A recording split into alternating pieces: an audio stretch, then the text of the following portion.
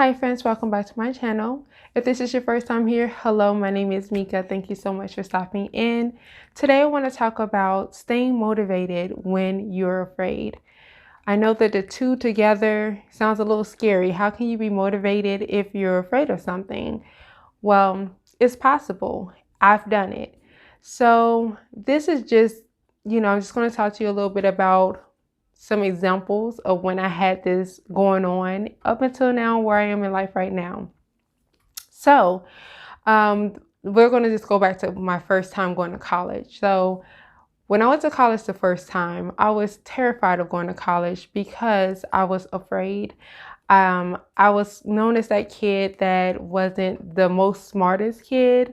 All throughout high school, middle school was my best time actually. I've had A's and B's almost the whole time I was in middle school, but then elementary and high school were disastrous for me. I remember being happy with just getting a C minus or a D plus. I was just that kind of girl where I was just happy to not fail the class, and people would say mean things, they would say things like I was stupid and I wasn't going to pass. I was going to be in the, whatever, repeat that grade and things like that. And I started to believe it. I started to believe what they were telling me was the truth about myself.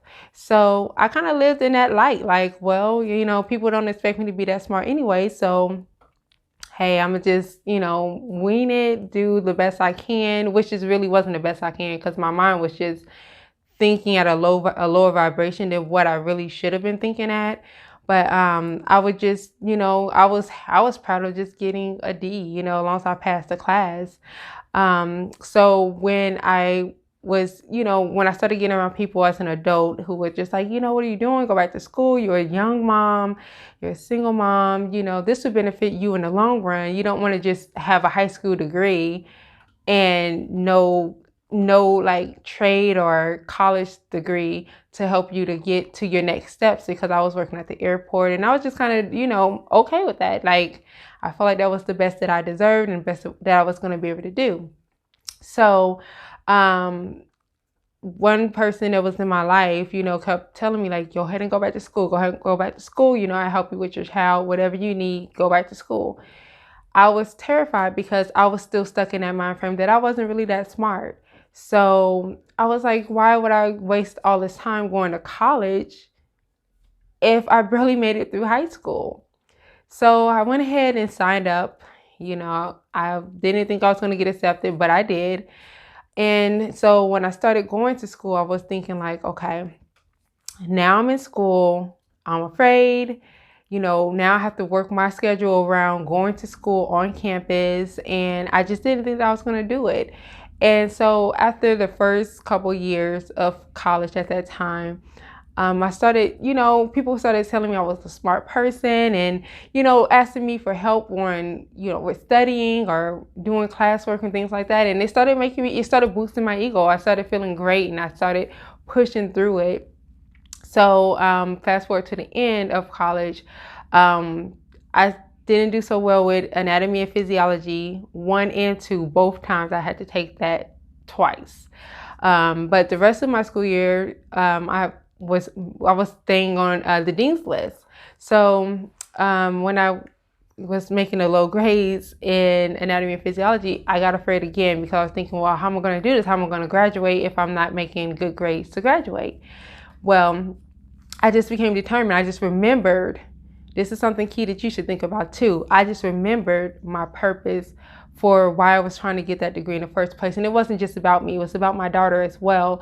I wanted to set up a good future, a better future, a more promising future for her. And that's why I was like, you know what? And then I, during that time I was having, the reminders that people were actually thinking that I was a smart person.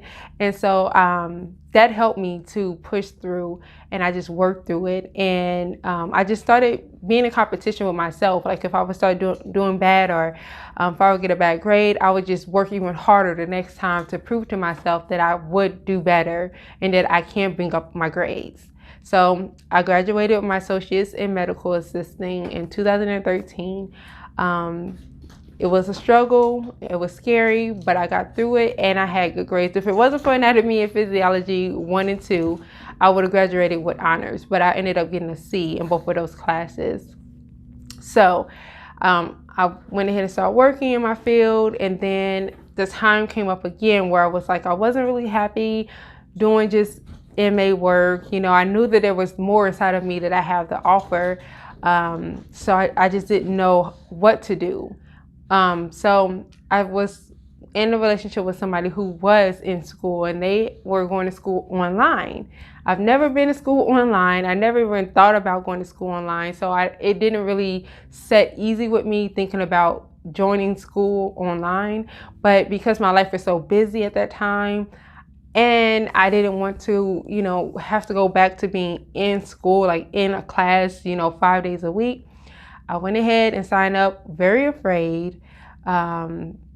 I remember crying my first class, because I didn't know what I was doing. You know, everything was online, and they make you think that online school is so much easier. It's not. Even though you get more time to do your work, there's so much work that you have to do compared to when you're going to school on campus, that it's like you feel like you're going to school every day, because there's so much reading, and I'm going to school now for social work, so there's a lot of writing, a lot of research, talking to people. It's just so much I have to do that I didn't have to do the first time I went to school.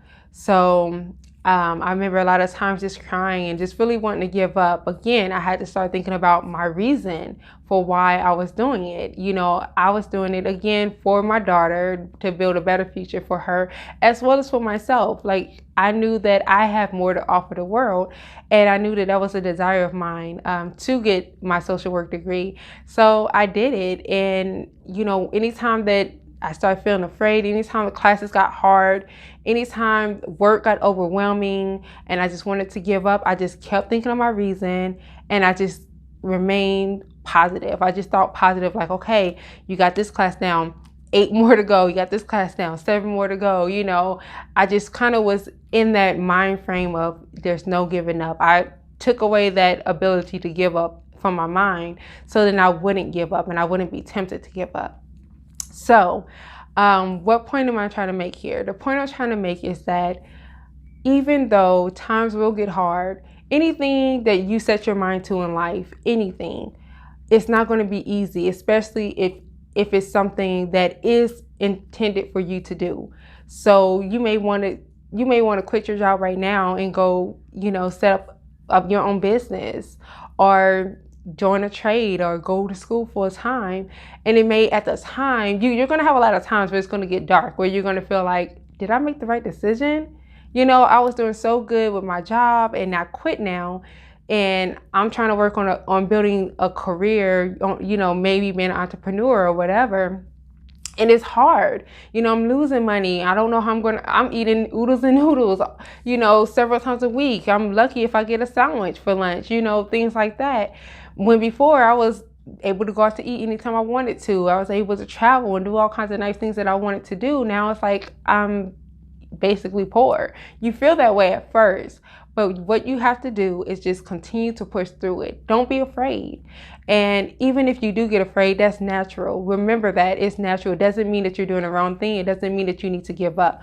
Just like me, I'm in school now, and I do it completely online. The hardest thing I've ever done, seriously. But I have 2 weeks of school left, and then I graduate on May 1st. So I've made it. I spent countless days crying, countless days wanting to give up, countless days, you know, not being able to get any sleep, you know, because I had so much work to do. I had days where, you know, I wanted to go on vacation, and my vacation was spent doing homework.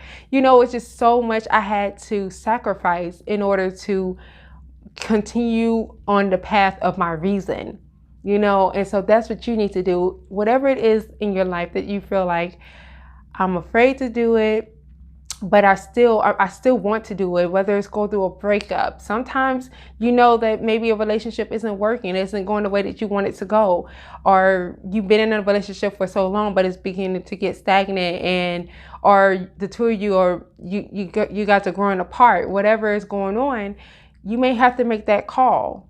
And I want you to know that you making that call is going to be scary. Nothing is going to be easy when you're doing something that's not familiar.